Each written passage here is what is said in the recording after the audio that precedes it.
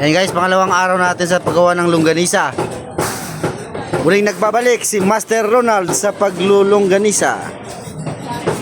Ang kanyang partner, the one and only Master Richard. Yan, dumidila-dila pa.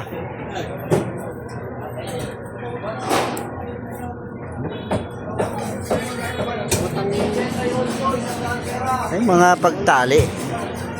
Mga magaling magtali ng longganisa. Yan, marami tong fans si Master Ronald. Mga ganyang itsura, magaling na yan. Manoy.